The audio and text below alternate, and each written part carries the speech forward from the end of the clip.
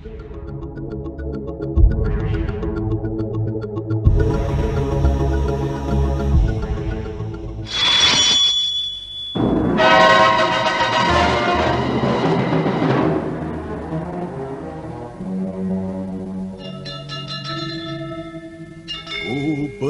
nama pedang ini Naga Puspa. Selamatkan dia. Jangan sampai jatuh ke tangan pendekar berwatak jahat.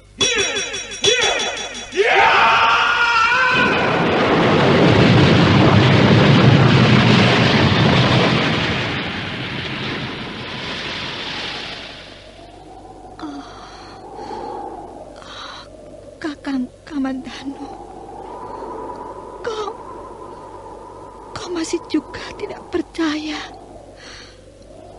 bahwa aku mencintaimu. Meisin, maafkan aku, Meisin. Meisin, Meisin.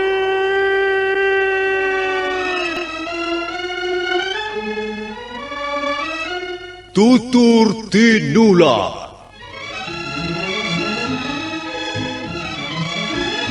Sebuah sandiwara radio serial produksi Sanggar Cerita dan teater Sanggar Prativi. Sebuah kisah dengan latar belakang sejarah runtuhnya Singasari dan berdirinya Kerajaan Majapahit. Sandiwara ini didukung oleh pemain-pemain radio yang sudah ternama, Ferry Fadli, Ivone Rose, dan Eli Ermawati.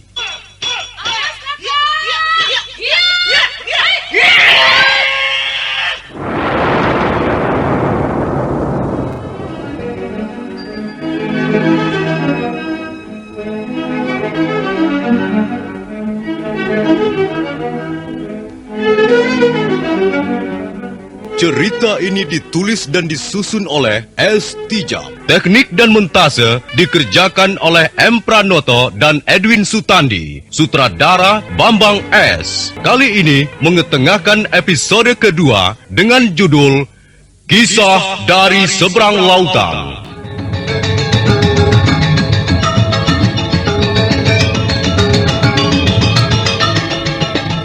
Dalam seri yang ke-41 ini didukung oleh para pemain. Harry sebagai Dyah Wijaya, Rusli sebagai Rangga Lawe, Kasdu sebagai Lembu Sora, Mamuk Pratomo sebagai Kertanegara, Hari L sebagai Kebo Tengah, Iwan Dahlan sebagai Pranaraja, Narto sebagai Arda Raja, Wawan sebagai Bokor, dan Nusri pembawa cerita. Selamat menikmati. Pranaraja melaporkan bahwa pasukan gelang-gelang telah memasang kemah di desa Mameling. Rangga Lawe bergegas menemui pamannya Lembu Sora. Mereka lalu melaporkannya pada Dyah Wijaya. Maka malam itu juga Dyah Wijaya memutuskan untuk menghadapi pasukan Jaya Katwang. Baiklah, pasukan gelang-gelang memang harus diusir dari Mameling. Benar, Gusti. Jangan mereka diberi kesempatan menyerbu ke dalam kota. Keadaannya bisa menjadi gawat. Kalau begitu, kita adakan pembagian tugas. Benteng Singasari jangan sampai dikosongkan. Kakang Ranggalawi, Kakang Banyak Kapuk, dan Gajah Pangon. Iya, Gusti. Ya, Gusti. Kakang bertiga saya tugaskan pergi ke Mameling malam ini juga. Bawalah 500 prajurit pilihan. Berapa lama kira-kira perjalanan ke desa itu? Kalau malam ini juga berangkat, besok menjelang fajar sudah tiba di Mameling, Gusti. Baiklah. Kemudian Paman Lembu Sora, iya, Kakang Kebo Anabrang, dan Paman Nambi. Saya tugaskan menjaga benteng pertahanan Singasari. Kerahkanlah prajurit-prajurit untuk menjaga pagar benteng dan sekitarnya. Saya kira cukup. Maaf, Gusti. Lalu bagaimana dengan Sang Prabu Kertanegara? Malam ini juga saya akan menghadap beliau. Saya akan berusaha meyakinkan beliau bahwa sesungguhnya Jaya Katwang bukanlah sanak keluarga yang bisa dipercaya. Baiklah, Gusti. Kalau begitu kami mohon diri untuk mengadakan persiapan. Kami pun harus mengadakan persiapan, Gusti. Ya, benar. Kalian harus mengadakan persiapan dengan cermat. Nah, selamat bekerja. Mudah-mudahan kita bisa mengatasi masalah ini dengan sebaik-baiknya. Syukur kalau tidak sampai menjatuhkan korban. Istana Singasari malam itu nampak lengang. Cahaya obor yang dipasang di setiap sudut benteng memberikan penerangan remang-remang ke sekitarnya. Hanya sekali waktu para prajurit jaga melintas mengadakan pengawasan ke berbagai tempat yang dianggap rawan. Dyah Wijaya berjalan dengan langkah pasti menaiki tangga yang menuju ke ruangan pribadi raja. Beberapa prajurit jaga yang berpapasan memberikan hormat pada menantu Prabu Kertanegara tersebut untuk kemudian kembali menunaikan tugasnya. Sesampai di depan pintu ruangan pribadi raja, Dyah Wijaya menghentikan langkahnya. Seorang laki-laki bertubuh tinggi besar, bercambang lebat, berpakaian serba hitam, telah berdiri di ambang pintu yang tertutup rapat. Paman Kebu Tengah, apakah Ayahanda Prabu sudah tidur ataukah masih terjaga? Maaf, Gusti Sangrama Wijaya. Ada keperluan apa Gusti malam-malam datang kemari? Ada hal yang penting, yang sangat mendesak, yang harus saya sampaikan kepada Ayahanda Prabu. Maaf, Gusti. Apakah tidak sebaiknya Gusti kembali besok pagi? Tidak bisa, Paman. Ayahanda Prabu harus tahu masalah ini, malam ini juga. Tapi Gusti Kertanegara sudah berpesan agar tidak seorang pun diperbolehkan masuk menemui beliau. Aku mempunyai keperluan yang sangat penting, Paman. Maaf Gusti, hamba ini hanya mengemban tugas. Tapi apakah Paman Kebu Tengah tidak bisa berpikir? Keperluanku kali ini bukan keperluan pribadi, tapi keperluan yang sangat menyangkut nasib banyak orang. Hamba hanyalah seorang abdi Gusti. Hamba tidak tahu banyak hal, hamba hanyalah menjalankan tugas semata-mata.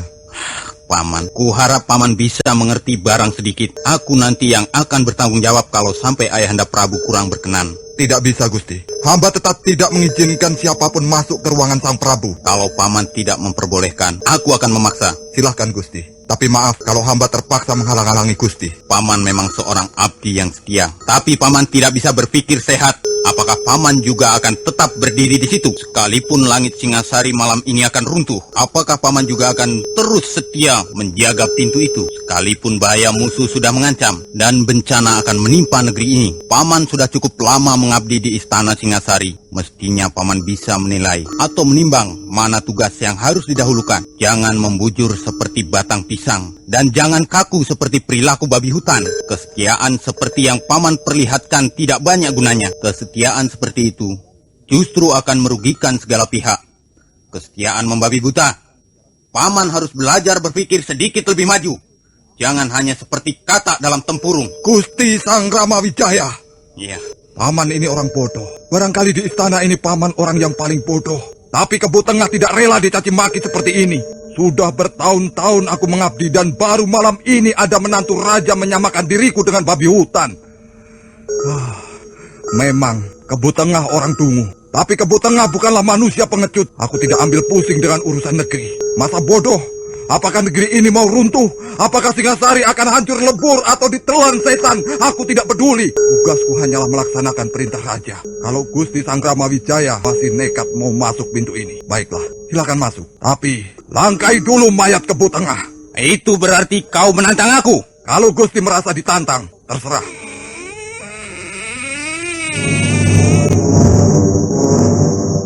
Ada apa ribu-ribu di luar? Sangrama Wijaya, ampun Ayahanda. Gusti Sangrama Wijaya ingin menghadap. Hamba sudah berusaha mencegah, tapi beliau masih nekat ingin menghadap. Sekarang persoalannya hamba serahkan pada Gusti Kertanegara. Terima kasih, Paman Kebu Tengah. Paman sudah menjalankan tugas dengan baik. Sangrama Wijaya, apakah tidak bisa ditunda besok saja? Ampun Ayahanda. Hamba ingin menyampaikan masalah yang sangat penting. Hamba tidak bisa menunda hingga besok pagi. Baiklah, ayo masuk. Memberontak? Jaya Katwang memberontak? Aku tidak bisa mempercayai berita ini. Tidak masuk akal. Tidak mungkin. Ampun Ayahanda Prabu, apa yang telah hamba laporkan adalah hasil kerja para Telik Sandi. Telik Sandi itu akan aku potong lidahnya kalau sampai berani menyebarkan berita dusta ini. Bagaimana Jaya Katwang bisa berani memberontak pada Singasari? Dia mendapat kesenangan dariku. Dia mendapat kehormatan, pangkat, dan kedudukan juga dariku. Bahkan Arda Raja, anak laki-lakinya, sudah kuangkat menjadi putra mantu. Berita ini pasti berasal dari golongan yang ingin memecah belah kekerabatan Singasari. Pasti ada unsur-unsur yang datangnya dari pihak luar yang ingin Singasari runtuh karena baku hantam di antara saudara sendiri. Tapi Ayahanda Prabu, pasukan gelang-gelang sekarang ini sudah memasang kemah di desa Mameling. Apakah itu bukan suatu bukti bahwa Prabu Jayakatwang mau memberontak? Sanggrama Wijaya, jangan sebut-sebut lagi kata berontak. Telingaku berisih mendengar berontak. Sekarang ini Singasari sudah menjadi mercusuar kekuasaan di seluruh bumi Nusantara. Tak ada yang berani tengadah memandang mukaku. Semua tunduk terpaku. Warna bumi yang konon kabarnya mempunyai kekuatan prajurit bagaikan air bah dapat kusuruh berlutut sambil membisikkan namaku dengan gemetar. Maulia Warmadewa tak mampu berkata apa-apa lagi begitu Arta Amoga Pasa dipancangkan. Berontak. Tak ada yang berani berontak padaku sekarang ini. Sanggrama Wijaya, apalagi Jayakatwang. Bahwa tentara gelang-gelang memasang kemah di desa Mameling barangkali mempunyai tujuan yang lain. Aku memang memberi kebebasan kepada gelang-gelang untuk membangun kekuatan prajurit. Tapi hanya untuk mempertahankan ancaman dari negara-negara kecil di sekitarnya. Di samping juga untuk membantu kita sewaktu-waktu kita butuhkan. Sudah, aku tak mau bicara lagi soal ini. Dengan perasaan kecewa, Dyah Wijaya meninggalkan ruangan pribadi raja. Belum sampai 20 langkah kakinya meninggalkan pintu ruang pribadi Kertanegara. Mendadak sebuah bayangan berkelebat melompati dinding yang cukup tinggi. Ada orang yang mengintip pembicaraanku dengan Ayahanda Prabu. Kurang ajar. Berani sekali orang itu memanjat tembok dan menguping dari atas bangunan istana. Aku akan menangkapnya. Aneh sekali. Orang itu tiba-tiba lenyap di sini. Tidak mungkin dia bisa menghilang. Pasti dia mempunyai tempat persembunyian. Ya, tapi di mana? Tidak ada tempat yang bisa dipakai untuk meloloskan diri di sini kecuali Arda Raja. Mungkinkah dia bersembunyi di Wisma Arda Raja? Oh, Kakang Wijaya. Ada apa, Kakang? Maaf, Adir Arda Raja. Aku sedang mengejar seseorang. Mengejar seseorang? Kau kenal orang itu? Aku tidak mengenalinya. Orang itu berpakaian serba gelap. Dia telah berani mengintip pembicaraanku dengan Ayahanda Prabu. Rupanya pembicaraanmu dengan Ayahanda Prabu begitu penting. Hingga ada orang yang menyempatkan dirinya untuk menguping. Lalu mengapa Kakang Wijaya mengejarnya sampai kemari? Dia melompati dinding yang cukup tinggi dan kemudian lenyap di tempat ini. Aku tahu. Kakang Wijaya pasti mencurigai aku. Tidak. Bagaimana tidak? Kalau tidak, kau pasti dia mencari di tempat ini. Orang itu lenyap di sini. Bagaimana aku akan mencari ke tempat yang lain? Jadi Kakang mencurigai aku, iya? Adi Arda Raja, terus terang, kecurigaanku itu timbul justru setelah melihat sikapmu seperti ini. Kakang Wijaya, kalau kau curiga dan masih penasaran, silahkan menggeledah isi rumahku. Tapi, tentu saja setelah aku mengizinkannya. Adi Arda Raja, aku masih bisa menahan diri untuk ribut di antara sesama putra mantu. Dan itu karena aku masih menghargai Ayahanda Prabu, bukan karena takut padamu. Jadi dia melaporkan pada Ayahanda Prabu bahwa gelang-gelang telah memberontak, iya? Benar, Gusti. Hamba dapat mendengar dengan jelas sekali. Lalu bagaimana tanggapan Ayahanda Prabu? Sepertinya Ayahanda Prabu tidak mempercayai laporan itu. Sanggrama Wijaya memang bisa menjadi batu sandungan untuk mewujudkan cita-cita Ayahanda Jayakatwang. Dia sudah membuat komplotan untuk membentengi Singasari tanpa sepengetahuan Ayahanda Kertanegara. Saya mendengar dari prajurit jaga bahwa Tuan Ranggalawe malam ini juga akan berangkat ke Mameling. Kau tahu berapa banyaknya prajurit yang dibawa Ranggalawe? 200? 300 orang? Mungkin lebih, Gusti. tapi tidak lebih dari 500 prajurit. Apakah mereka sudah berangkat? Sudah, Gusti. Siapa saja yang mengikuti Ranggalawe? 2 orang, Gusti. Banyak Kapuk dan Gajah Pangon. Mereka akan kembali ke Singasari dengan tangan hampa. Mereka tidak tahu kekuatan gelang-gelang yang sudah ditanam di sepanjang jalan di Somameling. Bokor, Ya, Gusti. kau adalah abdiku yang setia. Malam ini kau kuberi tugas istimewa dan harus kau laksanakan dengan baik. Tugas apa, Gusti? Kau tahu Pranaraja, panglima muda itu? Tahu, Gusti. Aku akan membuat kejutan dan sedikit ketegangan dalam istana ini. Bunuhlah Pranaraja sekarang juga. Baik, Gusti. Tunggu, Bokor. Kau akan mendapat 100 ringgit kalau berhasil menjalankan tugasmu. Tapi ingat, kalau sampai gagal, kau tahu apa yang harus kau lakukan. Hamba tahu, Gusti Arda Raja. Bagus. Nah, berangkatlah. Bokor adalah orang gelang-gelang yang secara diam-diam dibawa Arda Raja ke istana Singasari. Tidak banyak yang mengetahui kehadirannya, kecuali para pangeran Singasari yang tinggal di Wisma-Wisma Pangeran. Bokor adalah pembantu setia Arda Raja ketika Putrajaya Katuang itu masih tinggal di Gelang-Gelang. Laki-laki bertubuh gempal itu memang seorang budak yang teramat setia. Baginya, perintah majikan adalah hukum tak tertulis, namun juga tak terbantah. Malam itu dia bergegas menuju wisma kediaman Pranaraja. Aku tidak boleh melewati pintu gerbang. Aku harus melompati dinding ini, baru mencari wisma Panglima Muda itu. Kalau tidak salah, wisma kediaman Pranaraja terletak di seberang barak prajurit Tamtama. Kalau begitu, aku harus mengambil jalan memutar. Lebih aman. Setelah berjalan kurang lebih 200 langkah, akhirnya Bokor sampai di Wisma Pranaraja. Wisma yang pintunya terkancing rapat itu nampak sunyi. Pasti Pranaraja sudah tidur pulas di atas pembaringan. Tapi untuk menjaga segala kemungkinan buruk, aku akan menggunakan aji sirup supaya aku lebih leluasa masuk ke dalam.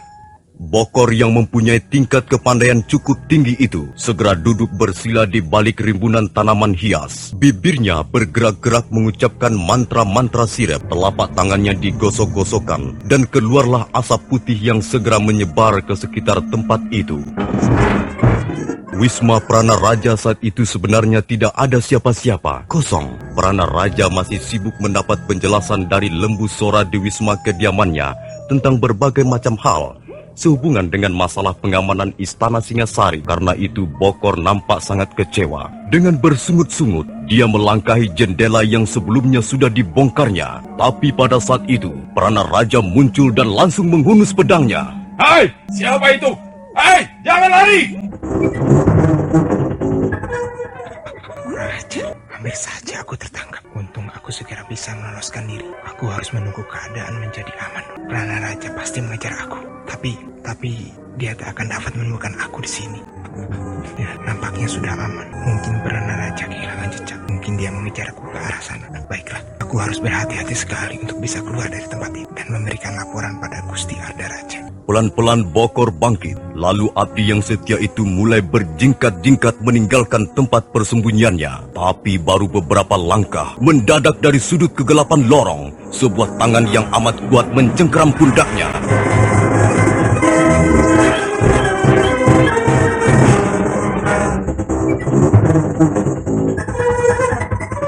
Bokor sangat terkejut, jantungnya seolah-olah berhenti berdenyut karena terkejut. Dia akan menoleh, tapi tangannya terus mencengkram dan mendorongnya ke depan. Dia berusaha menepiskannya, tapi tangan itu bahkan bertambah kuat mencengkram.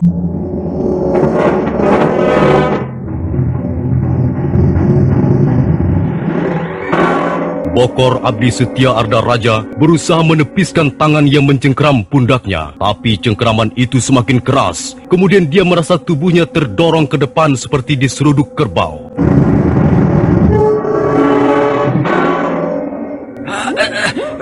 Kurang ajar. Siapa kau? Akulah yang mestinya bertanya siapa kau. Dan apa maksudmu berlari-larian seperti seorang durjana? Apa yang telah kau lakukan? Tak perlu kau tahu urusan orang. Aku yang bertanggung jawab masalah keamanan di istana ini. Kau harus kutangkap dan kuperiksa. Tidak mudah menangkap orang, kecuali orang itu menurut kau seperti seekor kerbau dicocok hidungnya. Jadi kau tidak mau menurut? Ya, inilah jawabanku. Tenaga orang ini besar sekali, seperti tenaga seekor banteng yang sedang marah karena terluka. Kalau aku tidak segera mengambil tindakan, bisa repot nantinya. Ayo, mengapa tidak menyerang lagi? Sudah menyerah? Marilah, berikan tanganmu untuk kuikat dan kuperiksa di gardu penjagaan. Kau pasti orang yang mempunyai niat kurang baik. Kau akan bisa menangkap aku kalau aku sudah terbujur menjadi mayat. Bagus, jadi kau ingin bermain-main dengan pedang, ha? Aku tidak bermain-main. Aku akan membunuhmu.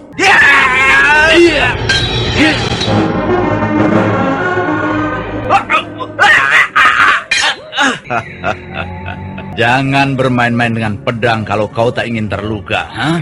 Kau hebat. Kau tentu bukan prajurit kebanyakan.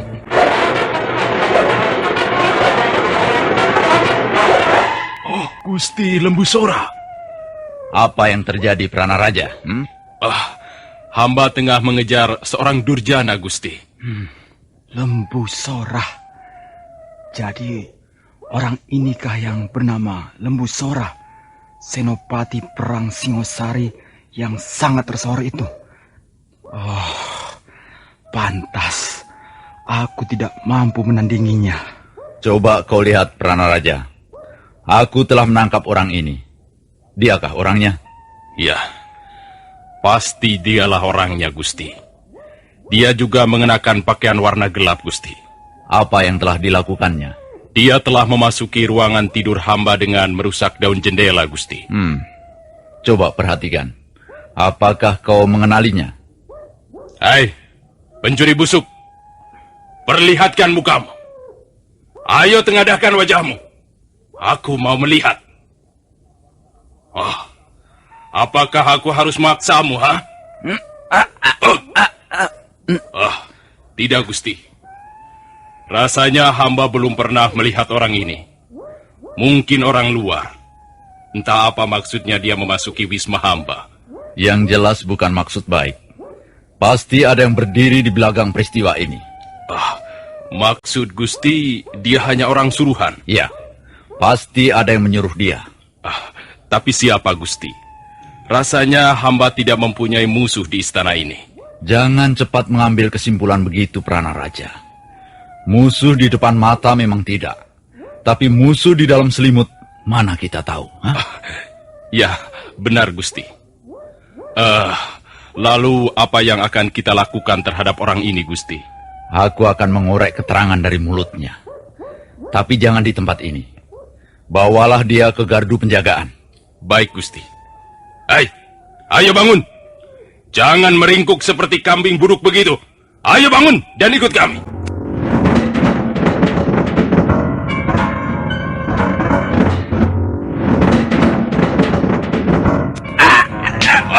Kau memang bandel. Kau memilih badanmu sakit. Bagaimana, Pranaraja? Rupanya dia bertahan untuk tidak mengatakan nama orang yang menyuruhnya, Gusti. Hei, kau jangan tolol. Kalau kau mau mengaku, hukumanmu akan ringan. Bahkan mungkin bisa dibebaskan. Tapi kalau kau memang bandel, masih ngotot tidak mau mengaku, tubuhmu akan kubuat cacat seumur hidup. Ayo ngaku saja. Ngaku, ayo ngaku. Dasar goblok. Keledai. Bukannya ngaku malah melotot. Hai, jangan melotot begini. Ayo, tundukkan mukamu. Gusti. Lihat, Gusti. Ada apa? Orang ini mati, Gusti. Mati? Benar, Gusti. Jantungnya sudah tidak berdenyut lagi. Matanya melotot dan mulutnya agak berbusa. Pasti ada yang tidak beres. Pasti ada unsur kesengajaan. Nah, coba kau cium bau dari mulutnya. Iya, Gusti. Baunya tajam sekali, Gusti. Napas rasanya jadi sesak. Aku tahu. Aku kenal bau ini. Bau ramuan daun-daunan yang mengandung racun. Aku tahu. Karena takut membongkar rahasia majikannya, maka orang ini memilih bunuh diri dengan menelan ramuan racun itu. Kalau begitu sayang sekali. Kita tidak bisa lagi mengorek keterangan dari mulutnya yang berbusa itu. Kalau dia sampai berani mengorbankan nyawanya untuk melindungi majikannya, tentulah majikannya itu orang yang sangat kejam dan berbahaya. Benar Gusti. Lalu apa yang akan kita lakukan dengan orang ini? Kau tunggu di sini. Aku akan menemui Gusti Sang Ramawijaya. Bergegas Lembu Sora meninggalkan Pranaraja yang masih berdiri tak jauh dari mayat Bokor. Sebentar kemudian, dia sudah kembali lagi sambil mengiringkan Dyah Wijaya. Silahkan memeriksanya, Gusti. Mulutnya berbusa dan seluruh tubuhnya mengejang. Ya. Coba kau balikkan mukanya itu, Pranaraja. Aku ingin melihat wajahnya. Baik, Gusti. Bagaimana? Apakah Gusti Sang Ramawijaya mengenali orang ini? Sepertinya aku pernah melihat orang ini masuk ke Wisma Adi Ardaraja. Ya, waktu itu dia kelihatan bergegas, seperti ada sesuatu yang penting yang akan dilaporkan. Tapi, ketika kepergok dia buru-buru menyembunyikan wajahnya. Mungkin takut ku kenali. Kalau memang dia orang kepercayaan Gusti Ardaraja, berarti keadaan kita lebih terjepit, Gusti. Sekarang terserah bagaimana Gusti menyelesaikan masalah ini. Begini saja, mayat orang ini jangan dikuburkan dulu. Aku akan menemui Adi Ardaraja malam ini juga.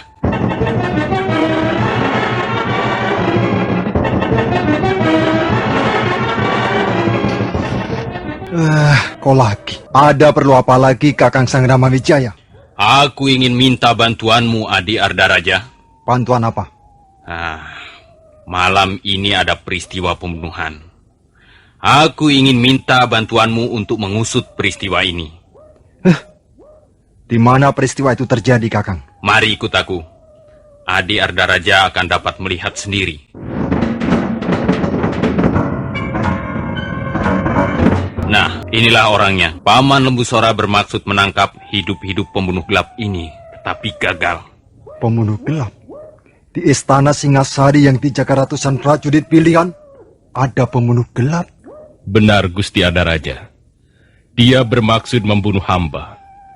Dia sudah berhasil masuk ke ruang tidur hamba dengan jalan merusak jendela. Bokor telah gagal menjalankan tugasnya. Mulai sekarang kita harus lebih waspada. Peristiwa ini menjadi bukti bahwa seorang durjana tak kurang jalan untuk menyusup ke dalam istana. Iya, cukup jelas. Kewaspadaan itu perlu, Kakang. Ada satu hal yang ingin kutanyakan padamu, Adi Ardaraja. Tanyakanlah saja, Kakang. Kalau bisa, aku akan menjawabnya. Apakah kau mengenali orang ini? Apa? Aku mengenali orang ini. Kakang jangan bicara sembarangan. Aku hanya bertanya, Adi.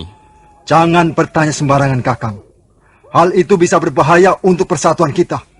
Maaf, Gusti Ardaraja. Kalau saja pembunuh gelap ini tertangkap hidup, tentulah kita bisa memeras keterangan dari mulutnya. Iya, sayang sekali memang. Dia keburu mati dengan menelan ramuan racun. Barangkali maksud Gusti Sang Ramawijaya, siapa tahu Gusti Ardaraja pernah melihat orang ini entah di mana. Hal itu tentu bisa kita jadikan petunjuk dalam pengusutan peristiwa ini. Oh tidak, aku tidak mengenali orang itu. Ya, aku tidak pernah melihatnya. Maaf, Adi Ardaraja. Aku pernah melihat orang ini. Nah, kalau begitu Kakang bisa mendapat petunjuk untuk mengusut peristiwa ini. Bukankah itu yang kau inginkan? Ya. Tapi petunjuk seperti itu tidak selalu mengembirakan, Adi. Mengapa? Aku sendiri heran. Aku hanya melihat sekali orang ini. Dan itu pun secara kebetulan. Sekarang aku sedang berpikir, apakah ada hubungannya orang ini dengan Adi Ardaraja? Apa maksudmu, Kakang? Kau menuduh aku berhubungan dengan pembunuh gelap ini? Apa dasarnya tuduhan itu? Dan apa buktinya? Entah benar, entah tidak penglihatanku ini. Tapi aku sepertinya pernah melihat orang ini memasuki pintu rumahmu. Jadi kalian menuduh aku berkomplot dengan orang ini. Kurang ajar. Rupanya aku mau difitnah. Bukan begitu, Gusti Ardaraja. Mungkin saja orang ini bersembunyi di wisma kediaman Gusti tanpa sepengetahuan Gusti sendiri. Namanya Durjana. Bisa saja dia memilih tempat yang aman untuk berlindung sambil menunggu kesempatan untuk melaksanakan rencana-rencana jahatnya. Diam, Paman Busora. Ampun, Gusti. Hamba hanya sekedar mengemukakan pendapat yang barangkali bisa diterima akal sehat. Rupanya kalian bertiga telah berkomplot. Kalian telah merencanakan fitnah atas diriku. Jangan salah paham, Adi Ardaraja. Tidak ada yang bermaksud menfitnahmu. Ya, cukup jelas. Jelas kalian bermaksud menfitnah aku. Kalian telah gagal menfitnah Ayahanda Jayakatwang di depan Prabu Kertanegara. Sekarang, kalian mau menfitnah aku. Kalian telah berkomplot. Kalau memang Adi tidak bersalah, maka tidak perlu takut difitnah. Kakang Sanggrama Wijaya, aku tahu isi hatimu. Kau selalu mencari muka di depan Ayahanda Prabu. Kau gila hormat. Dan siapa tahu, kaulah sebenarnya yang ingin memberontak. Ardaraja, lancang sekali mulutmu. Karena tidak tahan lagi melihat sikap Ardaraja, Dyah Wijaya mencabut keris pusakanya. Ayo Ardaraja, jangan hanya pandai bicara, memutar balikkan peristiwa. Jadilah laki-laki sejati. Jadi kau menantang perang tanding, Kakang? Sudahlah, Gusti. Janganlah hal ini dibesar-besarkan. Kalau sampai terjadi baku hantam di antara sanak kadang sendiri, bukankah kita juga yang rugi? Kakang Sanggrama Wijaya, aku tidak bisa melayani tantanganmu malam ini. Entah pada kesempatan yang lain. Selesai berkata, Ardaraja segera melompat pergi. Bayangannya segera lenyap di balik dinding istana.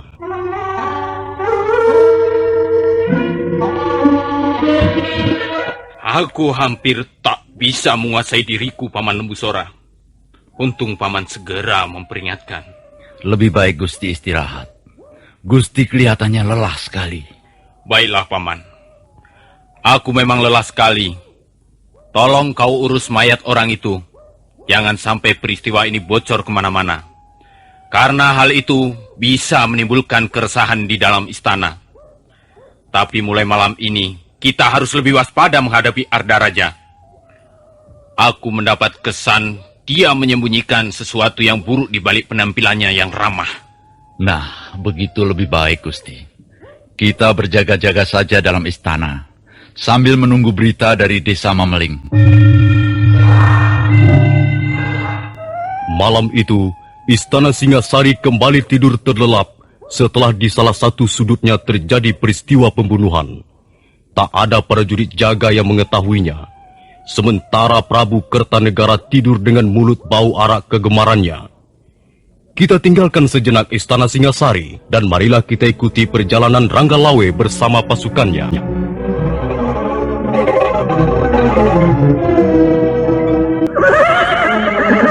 Bagaimana pendapatmu, Kakang Gajah Pangon? Apakah kita menunggu Fajar datang atau sekarang juga kita teruskan perjalanan sampai ke Mameling sana? Mameling sudah tidak terlalu jauh dari sini, Adi Ranggalawe. Kalau begitu kita jalan terus. Bagaimana pendapatmu, Kakang Banyak Kapuk? Memang sebaiknya kita jalan terus, Adi Ranggalawe. Menjelang fajar kita bisa mencari tempat untuk memasang tenda-tenda pertahanan. Kita belum tahu persis kekuatan pasukan gelang-gelang yang ditancapkan di desa Mameling. Sedangkan pasukan kita hanya berjumlah 500 orang, Kakang. Apakah mungkin kita mengadakan serangan terbuka? Rasanya tidak mungkin, Adi Ranggalawe. Lebih baik kita istirahat 1 hari. Kemudian besok malam baru menyerang dengan siasat perang malam. Ya, benar Adi Ranggalawe. Usul Kakang Banyak Kapuk rasanya paling tepat. Kita membutuhkan 1 hari untuk memulihkan tenaga. Iya. Desa apa ini namanya? Desa Lawor. Setelah menyeberangi sebuah bukit, barulah kita masuk Mameling. Iya, aneh sekali. Ada apa, Adi Ranggalawe? Kau mencium sesuatu? Iya. Naluri prajuritku mencium sesuatu yang berbau kurang sedap, Kakang. Apa maksudmu? Awas. Hati-hati Kakang Gajah Pangon. Kakang Banyak Kapuk. Aku merasakan bahaya mulai mengancam di sekeliling kita.